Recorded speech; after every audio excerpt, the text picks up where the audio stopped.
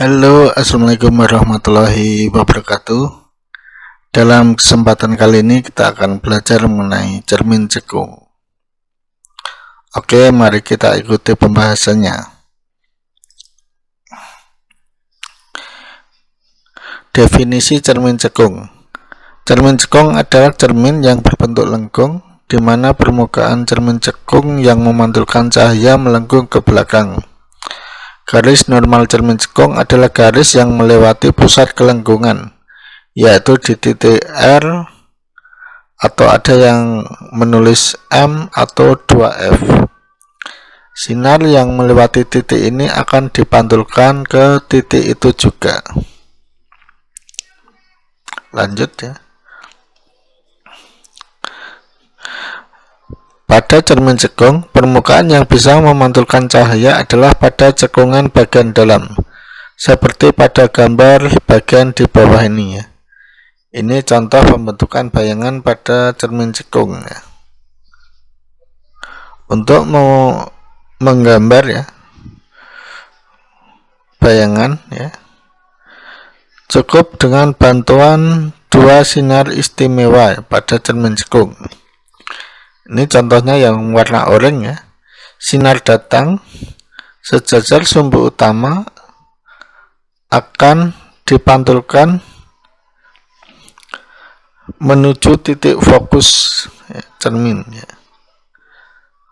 Selanjutnya yang kedua ya, sinar datang menuju titik fokus cermin akan dipantulkan sejajar dengan sumbu utama. Nah, dari perpotongan sinar pantul ini kita akan dapat menentukan letak bayangannya. Lanjut.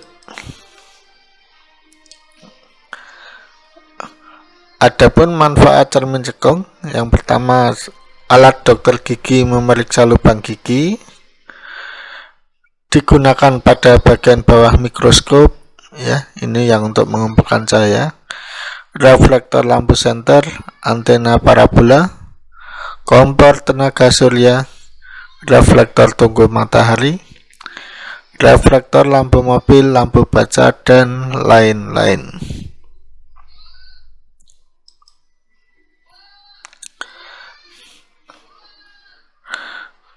Untuk rumus cermin cekung sama dengan rumus cermin cembung ya. 1/F sama dengan 1/SO tambah 1/SI, dimana F adalah titik fokus ya. R adalah jari-jari kelengkungan ya. Besarnya R itu 2 kali F ya. Kemudian SO itu jarak benda dan SI itu jarak bayangan. Kemudian untuk rumus perbesaran ya, M sama dengan SI per SO atau sama dengan HI per HO, di mana M adalah perbesaran, SO adalah jarak benda, SI adalah jarak bayangan, HO adalah tinggi benda, dan HI adalah tinggi bayangan. Kita lanjut. Cermin cekung dibagi menjadi beberapa ruang atau segmen. Ruang ini akan menentukan banyak hal pada cermin, misalnya di mana bayangan akan muncul serta sifat-sifatnya. Secara garis besar kita harus tahu terlebih dahulu mana depan cermin, belakang cermin, dan posisi masing-masing. Di sini ada gambar cermin cekung ya, ada pembagian ruang 1, ruang 2, ruang 3, dan ruang 4. Lanjut ya. Berikut ini keterangan pembagian ruang pada cermin cekung ya. Ruang 1 adalah jarak antara titik pusat bidang cermin dan titik fokus atau F. Ruang 2 adalah jarak antara titik fokus F dan titik pusat kelengkungan atau jari-jari cermin atau simbolnya R ya. Ruang 3 adalah jarak dari titik pusat kelengkungan sampai tak terhingga. Ruang 4 adalah ruang di belakang cermin. Lanjut,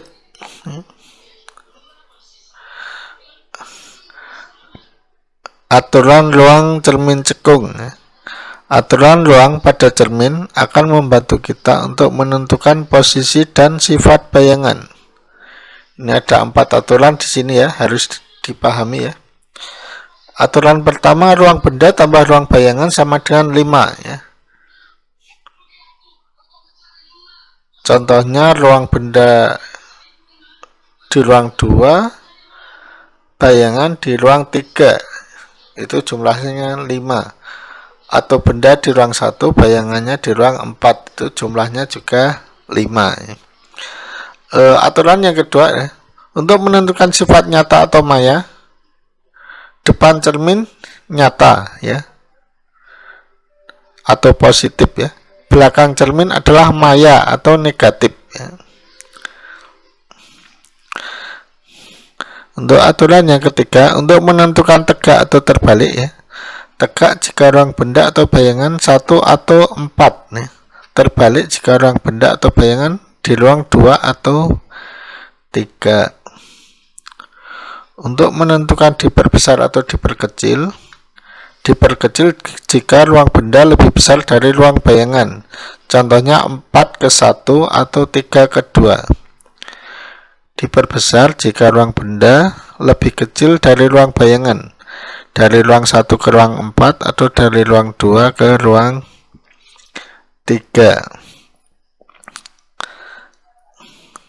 Lanjut. Ini adalah contoh pembentukan bayangan ya. Benda ada di ruang 3 ya, maka otomatis bayangannya ada di ruang 2 ya, karena jumlahnya 5 ya. Benda di bayangan di depan cermin berarti sifatnya nyata.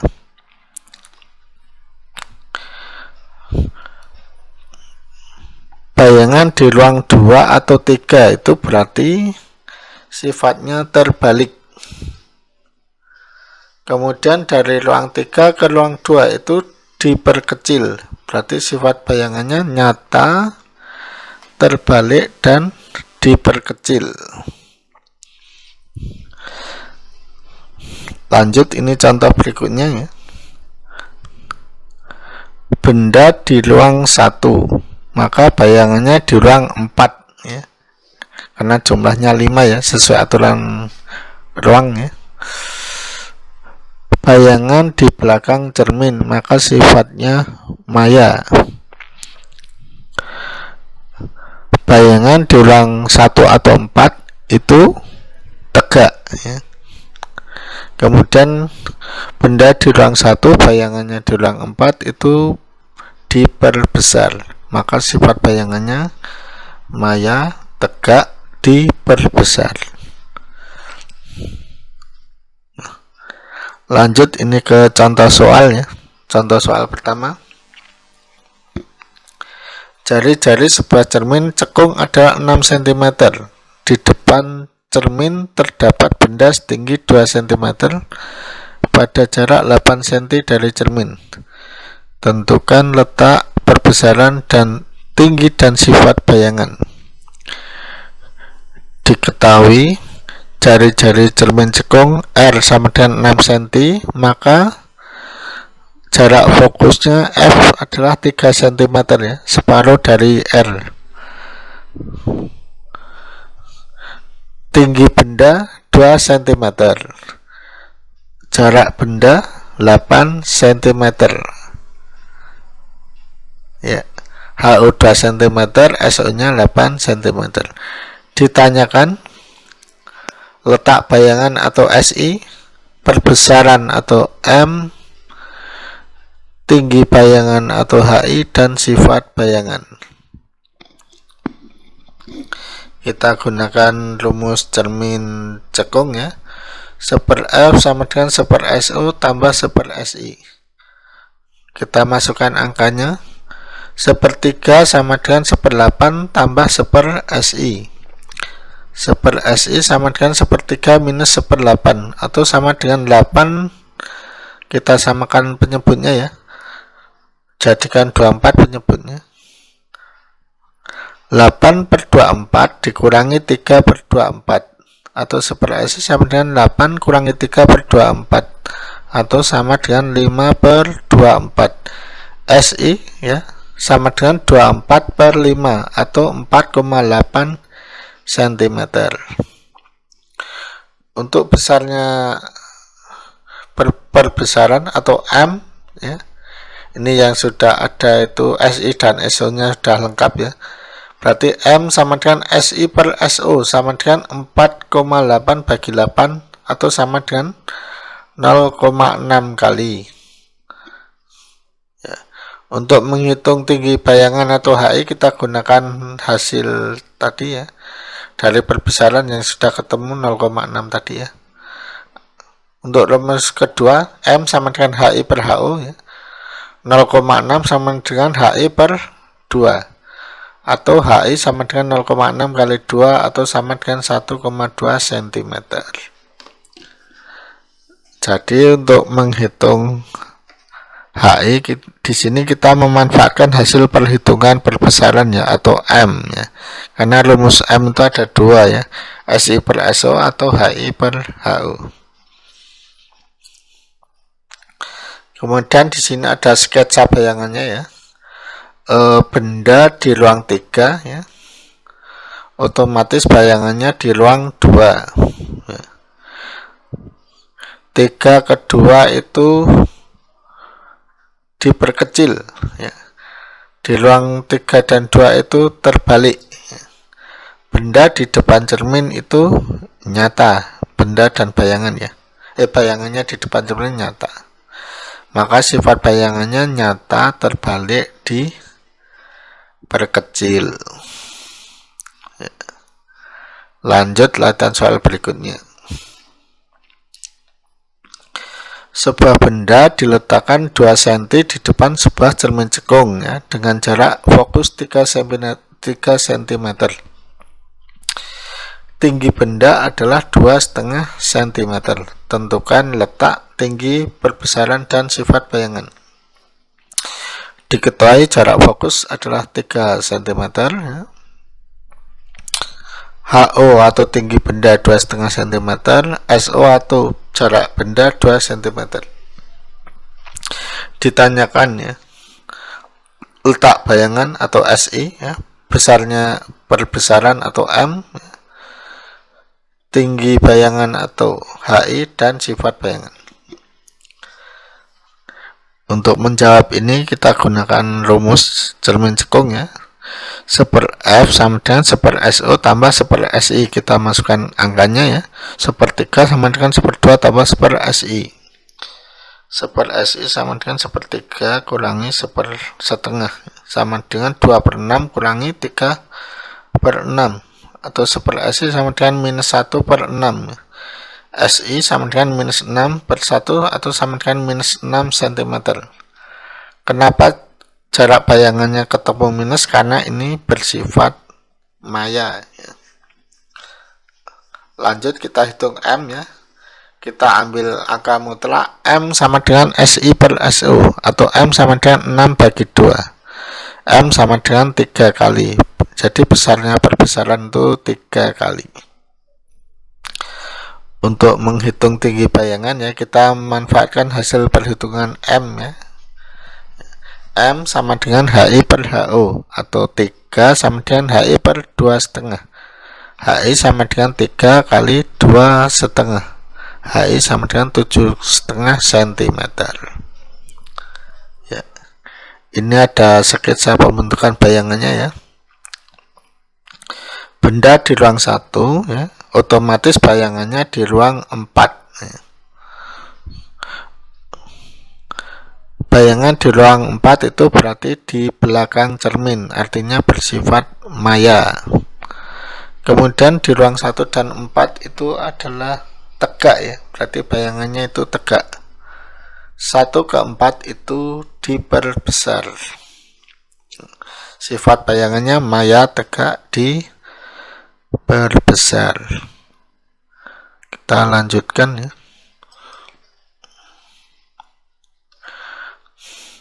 Ini contoh soal yang ketiga. Diketahui sebuah cermin cekung menghasilkan bayangan nyata sepertiga kali tinggi benda. Jika jari-jari cermin adalah 12 cm, tentukan di manakah benda harus diletakkan, letak bayangan, perbesaran, sifat bayangan selengkapnya. Diketahui HI sama dengan sepertiga HO, ya. Kemudian bayangan nyata. Bayangan nyata berarti positif, ya. R sama dengan 12 cm, maka kita ketahui F adalah 6 cm, ya, separuhnya, separuh R. Ditanyakan jarak benda atau SO, jarak bayangan atau SI, besar besaran atau M, dan sifat bayangan. Langkah pertama menghitung M, ya. M sama dengan HI per HO. Tadi kita ketahui bahwa HI adalah sepertiga HO, ya. Kita masukkan, ya. M sama dengan sepertiga HO per HO, atau M sama dengan sepertiga kali. Ya, langkah berikutnya, ya, kita menentukan SO, ya. M sama dengan SI per SO, atau sepertiga sama dengan SI per SO, atau SO sama dengan 3 kali SI, ya. Ini untuk angkanya kita belum tahu, ya. Kita harus hitung SI dulu. Kita masukkan ke rumus cermin cekung, ya. 1/F sama dengan 1/SO tambah 1/SI. 1/F sama dengan 1/3 SI tambah 1/SI. Jadi besarnya SO adalah 3 SI, ya. Jadi sudah kita masukkan ke rumus. 1/F sama dengan 1/3 SI plus 1/SI, ya. Kita samakan penyebut. 1/6 sama dengan 1/3 SI tambah 3/3 SI. 1/6 sama dengan 4/3 SI, atau SI sama dengan 6 kali 4, ya, bagi 3. SI sama dengan 8 cm. Tadi untuk di langkah 2, ya, kita tahu SO, besarnya SO itu adalah 3 kali SI, ya. SO sama dengan 3 SI, atau SO sama dengan 3 kali 8, ya. Karena SI nya udah ketemu, ya. SO sama dengan 24 cm. Nah, di sini ada sketsanya, ya. Benda di ruang 3, maka bayangannya di ruang 2. Bayangan di depan cermin, maka sifatnya nyata. Bayangan di ruang 2, maka terbalik. Benda di ruang 2, benda di ruang 3, bayangan di ruang 2. 3 kedua itu diperkecil. Kita lanjutkan contoh berikutnya, ya. Jari-jari suatu cermin cekung adalah 24 cm. Suatu benda diletakkan hingga membentuk bayangan maya dan 4 kali lebih besar dari benda. Di manakah benda itu diletakkan dan tentukan sifat bayangannya. Diketahui M sama dengan 4, ya, 4 kali lebih besar, ya.